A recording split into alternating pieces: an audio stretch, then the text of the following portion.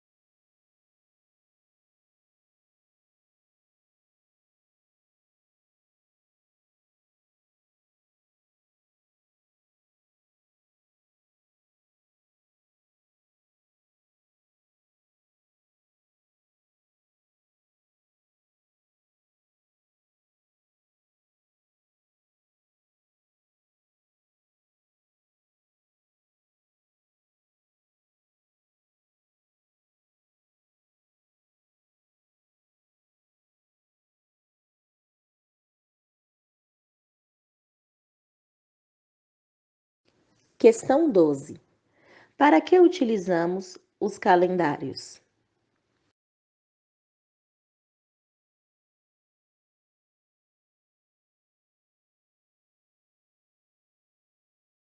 Página 137. Na página 137, vocês deverão representar durante todo o mês de abril o formato da lua no céu. Não se esqueça. Se necessário, marque um local para que todos os dias ao entardecer você possa observar a lua no céu e registrar no livro. Página 138. Como eu havia vos falado, a questão 1 não precisa ser realizada. Questão 2. Quanto tempo demora a mudança de uma aparência para outra?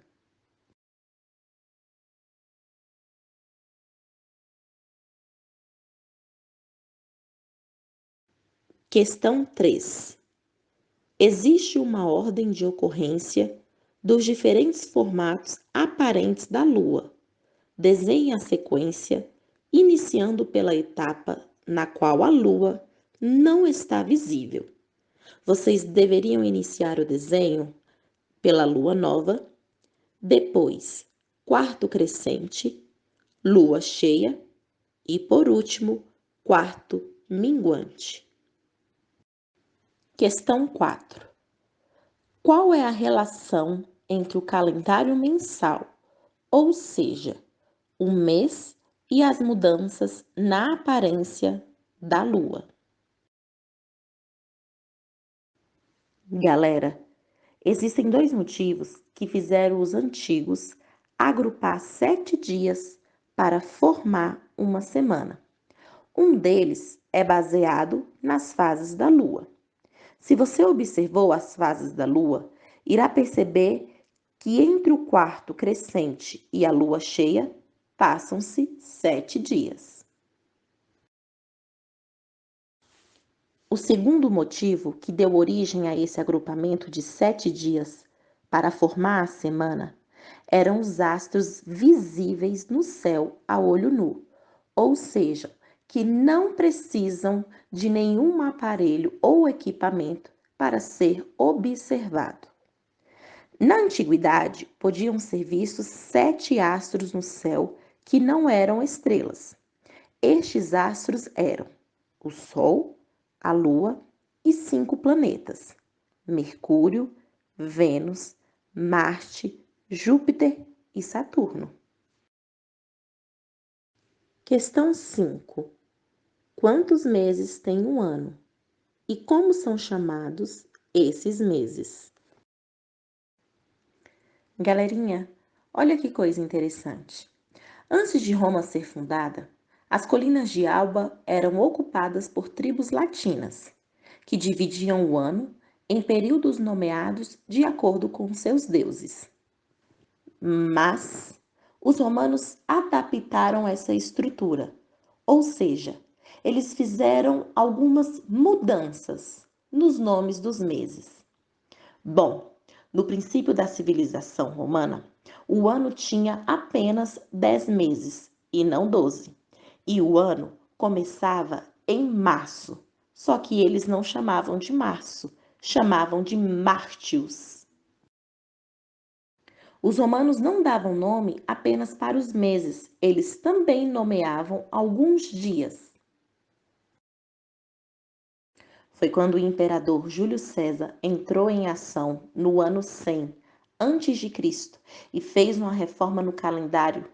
Os meses eram lunares, eles eram sincronizados com o movimento da lua. Isso acontece atualmente em países muçulmanos.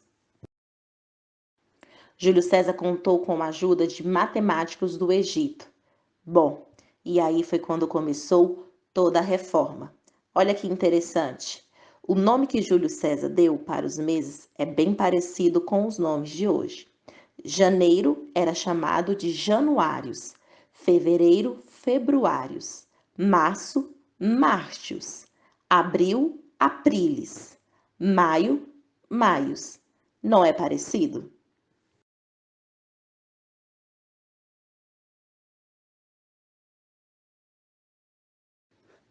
Página 140, questão 13. Quais são as características do calendário gregoriano? Galerinha, o calendário gregoriano é o calendário que atualmente nós utilizamos no Brasil. Ele foi adotado no ano de 1582 pelo Papa Gregório VIII.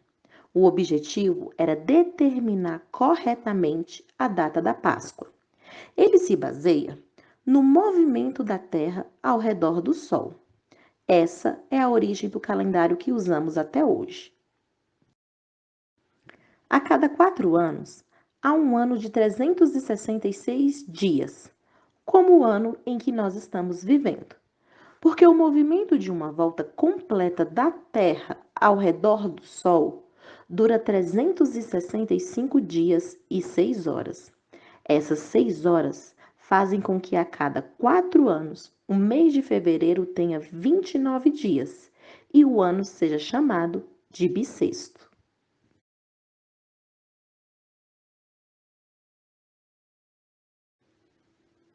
Questão 14.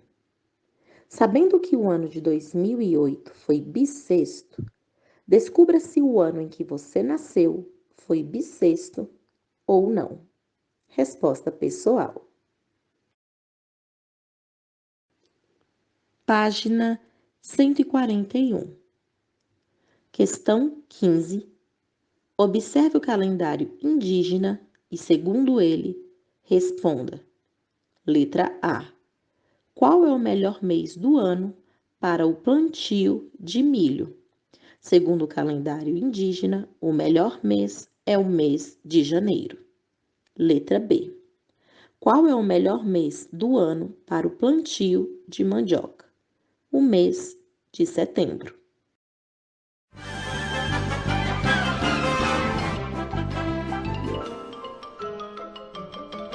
Isso é tudo bem, pessoal.